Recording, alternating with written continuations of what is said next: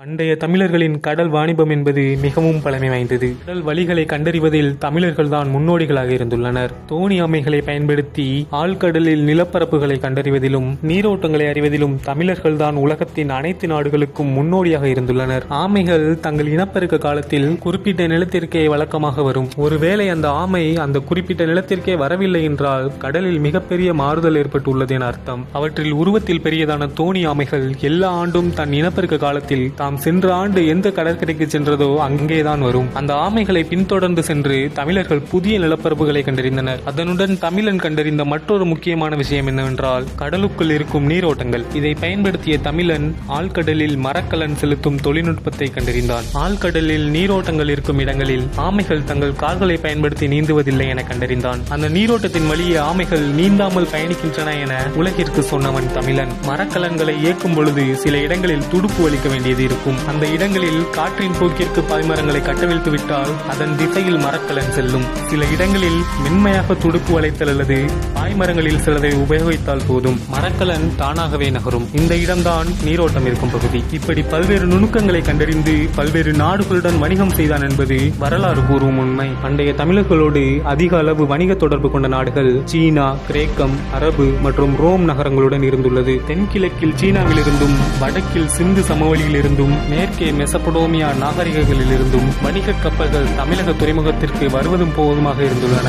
இதில் பெரும்பான்மை எண்ணிக்கையில் இருந்தது தமிழர்களின் வணிக கப்பலே. சேர, சோழ மற்றும் பாண்டிய பேரரசுகளின் மரக்கலங்கள் சீனாவிலிருந்து பீங்கான்களில் செய்யப்பட்ட வீட்டு உபயோகப் பொருட்கள், ஆடம்பர அலங்கார பொருட்கள் மற்றும் பட்டு நூல்களை ஏற்றிக்கொண்டு மலாய் தீபகற்பத்தை அடைந்து பிறகு அந்தமான் தீவுகளை கடந்து இலங்கை தீவை வந்தடையும். இது ஒரு மிக நீண்ட கடற்பயணம். இலங்கை தீவில் சீன சரக்குகள் தமிழ் வணிகர்களின் கைகளுக்கு மாறும். மாறிய வணிகப் பொருட்களுக்கு ஈடாக தங்கம், வெள்ளி, மசாலா பொருட்கள் மற்றும் மருந்து மூலிகைகளை பெற்றுக்கொண்ட சீன கலன்கள் அவர்களுக்கு தேவைப்படும் பொருட்களான மிருகங்களின் தந்தம், கொற்கை முத்துக்கள் மற்றும் கலை பொருட்களை ஏற்றிக்கொண்டு சீன துறைமுகத்தை சென்றடையும். இலங்கை தீவில் இருந்து தமிழ் வணிக தோணிகள் விலை உயர்ந்த ஆடைகளுக்கு பதிலாக தங்கம், வெள்ளி பெற்றுக்கொண்டு நாடு திரும்பும். இலங்கையில் தமிழர்களிடம் கைமாறிய சீன பீங்கான் மற்றும் பட்டு நூல்கள் தமிழகத்தில் உசூரி, கிஷ்கிந்தா மற்றும் கோமரா துறைமுகங்களுக்கு கொண்டு வரப்படும். இங்கிருந்து அவை உள்நாட்டு பகுதிகளுக்கு அனுப்பப்பட்டு பீங்கான் கலைப்பொருட்களாகவும் பட்டு ஆடைகளாகவும் மாற்றப்பட்டு மீண்டும் இந்த துறைமுகங்களுக்கு கொண்டு வரப்படும். இவைகளுடன் சேர்த்து மசாலா பொருட்கள், கொற்கை முத்துக்கள், விலை உயர்ந்த ஆடைகள் மற்றும் கலைப்பொருட்கள் ஏற்றப்பட்டு தமிழக மரக்கலன்களும் அரேபிய மரக்கலன்களும் பெர்சிய வளைகுடாவையும் செங்கடலையும் சென்றடையும். பெரும் வணிகம் தமிழக கடற்கரைகளில் நடந்ததை கிரேக்க வரலாற்று ஆசிரியர்களான நாபோ மற்றும் தாரணி போன்றவர்கள் தங்கள் குறிப்புகளில் எழுதியுள்ளனர். கிரேக்க நாட்டு தங்கமும் வெள்ளியும் மலைமலையாக தமிழ் மனிதர்கள் மூலம் தமிழகத்திற்கு செல்வதாக அவர்கள் குறிப்பிட்டுள்ளனர். ஆண்டுகளாக நடைபெற்று வந்த இந்த கடல் வணிகம் பல நேரங்களில் கடற்கொள்ளையர்களால் பாதிப்பிற்கு உள்ளாகி வந்தது. மூட்டை மூட்டையாக தங்கம் மற்றும் வெள்ளியுடன் நாடு திரும்பும் தமிழக மரக்கலன்களே கடற்கொள்ளையர்களின் இலக்காக இருந்துள்ளது. 2000 வருடங்களுக்கு முன்பு அரேபிய கடலில் கடற்கொள்ளையில் ஈடுபட்டு தொல்லைகள் செய்தவர்களை கடம்பர்கள் என்று பதிற்றுப்பத்தில் கூறப்படுகிறது. அன்றைக்கு வெள்ளைத்தீவுகள் என்று கூறப்பட்ட லட்சத்தீவு கூட்டங்களை தலைமையிடமாக கொண்டு கடம்ப கொள்ளையர்கள் இயங்கி இருக்கிறார்கள். மேலும் சேர நாட்டிற்கு வடக்கு இருந்த கடம்ப நாடும் அவர்களின் ஆளுமைக்கு கீழ் இருந்தது.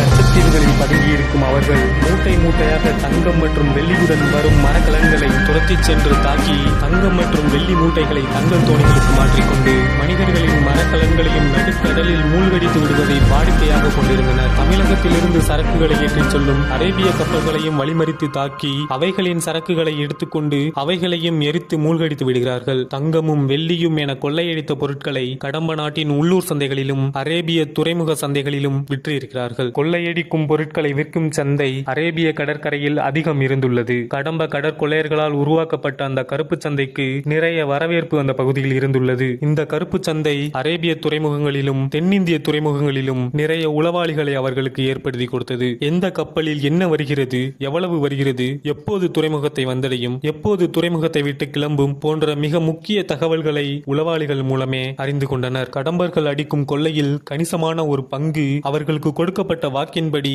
உளவாளிகளுக்கு கொடுக்கப்பட்டது. வகுக்கப்பட்டது. பல ஆயிரம் ஆண்டுகளுக்கு முன்பு இருந்து 19ஆம் நூற்றாண்டு வரை இருந்த அனைத்து நாட்டு கடற்கொள்ளையர்களிடமும் காணப்பட்ட பொதுவான தன்மை இது. தங்களுக்கு உளவு சொல்பவர்களுக்கும் தங்களின் பொருட்களை கள்ளச்சந்தையில் வாங்கும் வியாபாரிகளுக்கும் கொடுக்கும் வாக்குறுதிகளை தவறாமல் நிறைவேற்றுவது. கொடுத்த வாக்கு தவறாமல் பங்குத்தொகை வந்துவிடும் என்பதால் பெரும் அளவில் தங்கமும் வெள்ளியும் கடலில் வரும்போது அந்த தகவல் கணக்கச்சிதமாக கடல் கொள்ளையர்களுக்கு அனுப்பப்பட்டிருக்கிறது. ஒரு சில உள்ளூர் துறைமுக ஊழியர்களும் கூட கடம்ப கடற்கொள்ளையர்களிடம் கூட்டணியில் இருந்திருக்கின்றனர். இந்த வலைப்பின்னலில் இருந்து அனைவருக்கும் செல்வம் கொட்டோ கொட்டென்று கொட்டி தீர்த்தது. இது தென்னிந்திய வணிகர்களுக்கு தலைவலியை மட்டுமல்லாமல் உயிர் வலியையும் கொடுக்க கடற்கொள்ளையர்களை முற்றிலுமாக அடக்காவிட்டால் வணிகத்தை முற்றிலுமாக நிறுத்துவது என முடிவிற்கு வந்தனர். இந்த விஷயம் அப்போது சேர நாட்டின் அரசனான இமயவரம்பன் நெடுஞ்சேரலாதன் காதுகளுக்கு சென்றது. கடம்ப கடற்கொள்ளையர்களுக்கு எதிரான மிகப்பெரிய படையெடுப்பு ஒன்று திட்டமிடப்பட்டது. ஒரே நேரத்தில் கடலிலும் நிலத்திலும் கடம்பர்களை எதிர்கொண்டு அவர்களை நிர்மூலமாக்குவது என்ற போர் திட்டம் வகுக்கப்பட்டது. இன்றைய மங்களூர் பகுதியில் தொடர்ந்து